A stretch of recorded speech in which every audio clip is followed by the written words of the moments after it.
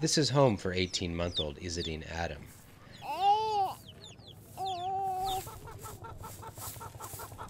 His mother, Ashta, cannot afford a roof on their temporary house to protect Izzedine from the hot sun or the cold desert nights. She doesn't have a bed or a pad for her baby to sleep on. She doesn't even have clothes for him, so she just wraps him up on her back. Ashta is focused only on one thing. The most important thing is food. And this is all the food that they have. If they conserve it, it'll last a few more days. I don't even have a penny, just this food. When it's gone, we'll go to bed hungry.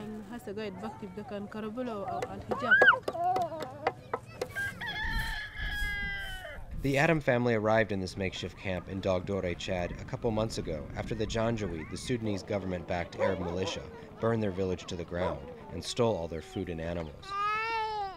This is all they've been able to scrounge up to eat since then. It's millet, a kind of a grain that is a staple here, but this is the poorest quality. It's typically only used as animal feed.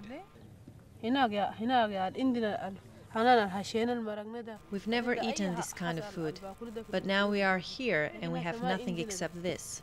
We have to eat it.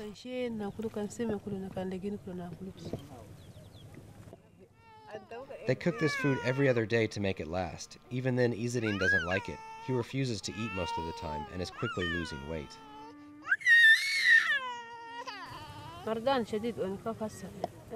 I'm afraid for him. I don't know whether he'll live or die.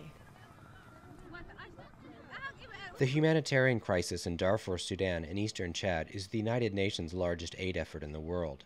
In Darfur, the UN is feeding about 2.5 million displaced people. In Chad, 230,000 refugees from Darfur are being fed, along with about 80,000 recently displaced Chadians. Dagdore lies on the border between Darfur and Chad, in one of the most dangerous areas, and the displaced people here are not receiving regular food aid. Fighting between various rebel groups and the Chadian government has forced the UN to drastically cut back aid to about 30,000 people here and in similar settlements along the border. That in turn means Ashta is running out of food for Izzedine.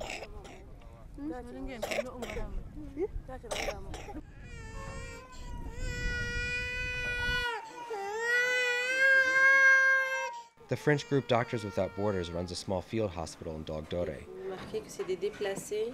Most other aid groups have left because the growing insecurity threatens their staff. This left Dagdore without any food aid for about 7 months. Food distributions have resumed here, but the situation remains dire. Well, if there is no food distribution, people will just be hungry. They'll start selling their belongings to get food. And then, most likely, we will see the admission rate of children with malnutrition increase. And that's exactly what's been happening here.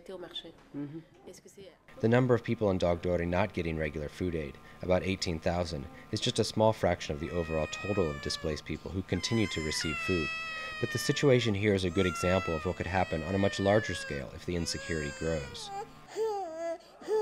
You have people who are totally or largely dependent on humanitarian aid, as it is now. If there is increasing insecurity in the area, humanitarians are just not going to be able to work. The civilians in Darfur and eastern Chad who are in very precarious situations are looking at things getting even worse if there is a continuation of the insecurity. Every week, Doctors Without Borders offers a clinic for malnourished children in Dagdore. Ashta brings Izzedine, hoping to get him some food. Each of the babies are weighed. Izzedine is 5.5 kilos, about 12 pounds, and half the weight of a healthy 18-month-old. He has what we call severe malnutrition with a weight for height that's less than 70%, which is, in our terms, considered a severe malnutrition.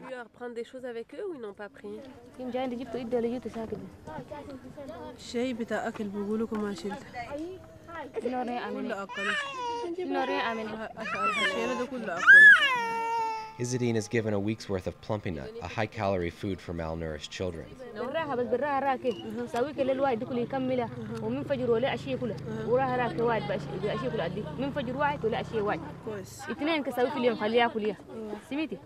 Claudine Mari cautions that the emergency food is often just a temporary fix, sustaining children like Izzedine only in the short term. The kids gets better and then they go home, and then after they're cured, they return and have no food at home. Well, then they might get back into the vicious circle of the malnutrition. That's what Ashta is worrying about. She's given 2 weeks' worth of emergency food for Izzedine, but has no idea what she'll do after this runs out.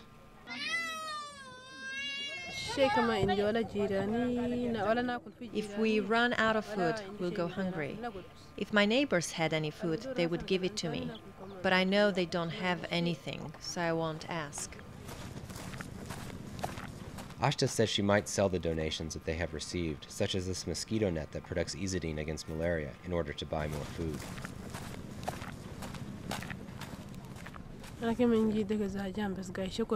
When we were in our village, we had enough food. We had everything. Now we have nothing. Deep inside, I'm very sad about the situation we're living in. This is not the kind of life we're used to living.